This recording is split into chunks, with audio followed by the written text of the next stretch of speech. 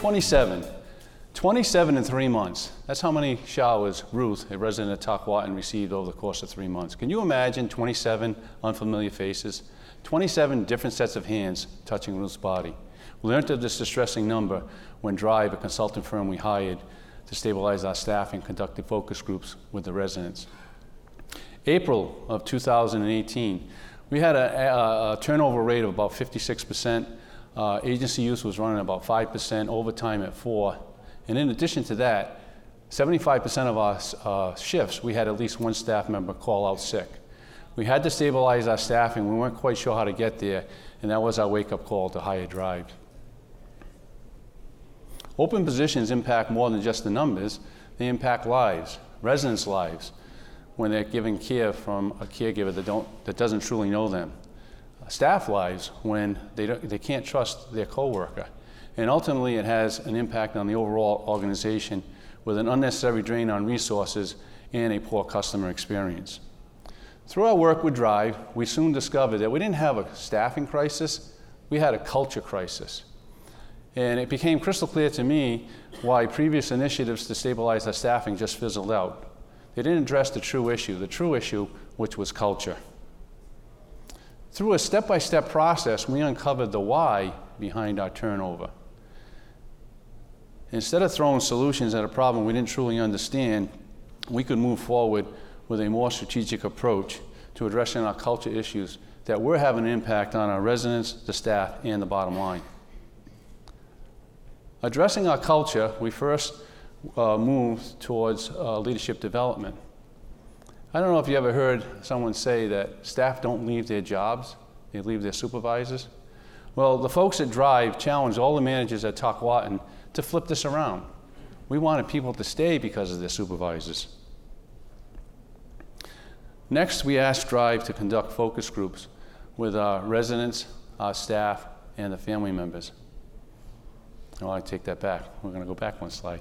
Ongoing leadership development was a commitment of time and money, but it was much needed. You see, our staff were misbehaving, and our managers were afraid to hold them accountable and fear that we would lose even more staff.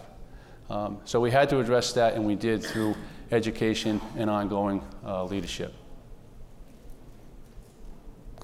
So next we asked Drive to conduct focus groups, and it was important to us to get honest feedback. And so we had Drive, an outside neutral party, collect that data for us. They had to shine a light on the good, the bad, and the ugly, and I have to tell you, it was priceless intel. The most common concern discussed during the focus groups was staffing. One staff member said it perfectly: we're losing good people because they're burnt out and they're frustrated.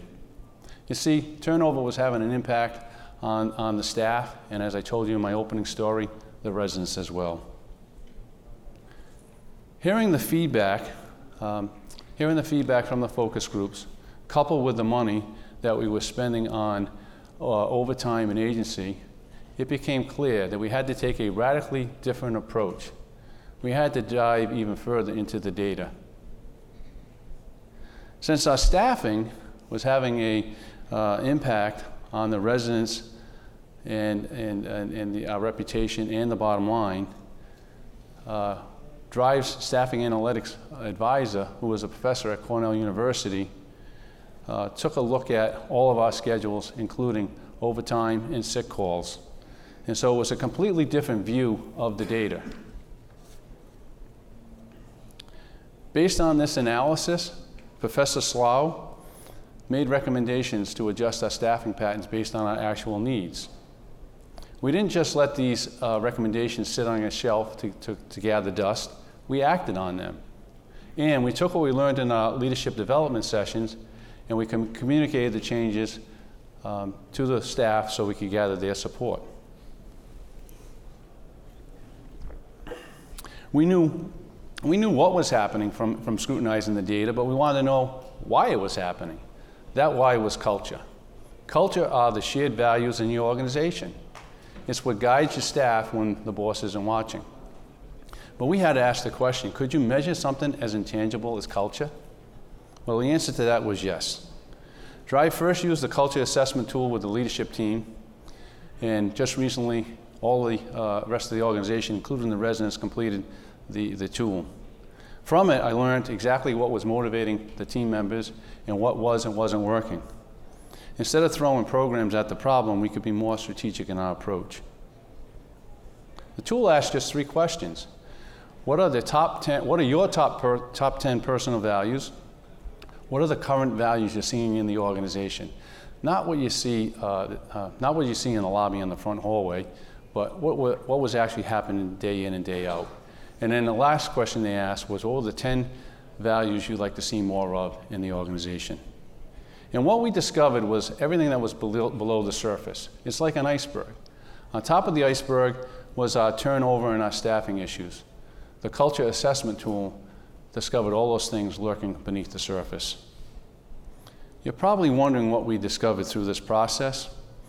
Our biggest revelation was that the team members wanted to see more accountability. Our focus became, how do we instill more accountability in the organization? And then part of our strategic initiative was to develop leaders so they knew how to hold their staff accountable.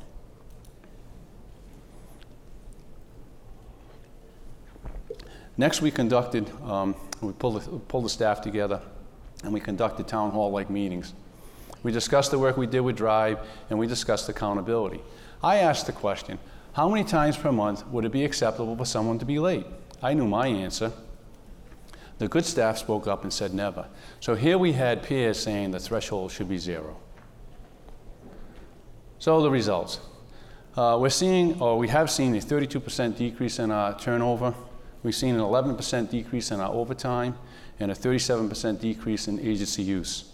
We've taken a data-driven approach to address our stabilized staffing. But more importantly, we acted on that data. If we hadn't acted on that data, we would not have seen those type of results. Improving our culture through this data-driven process has meant that we've stopped a significant bleed of resources associated with filling open positions. Because of that, we renewed our contract with Drive for the 2nd year. However, I did tell them they're working themselves out of a job. Most importantly, though, we've seen through the changes, we've seen that the residents are getting much more consistent care and better care. Remember Ruth, who was showered by 27 different staff members? 1 year later in a focus group, the residents were asked what could be improved upon. The room was silent. Ruth broke that quiet with, the silence says it all. So what we thought was a journey with Drive to fix a staffing stability issue became a journey to fix an ailing culture. One would have been a road to nowhere, the other a road to reaching our full potential, and we chose wisely. Thank you.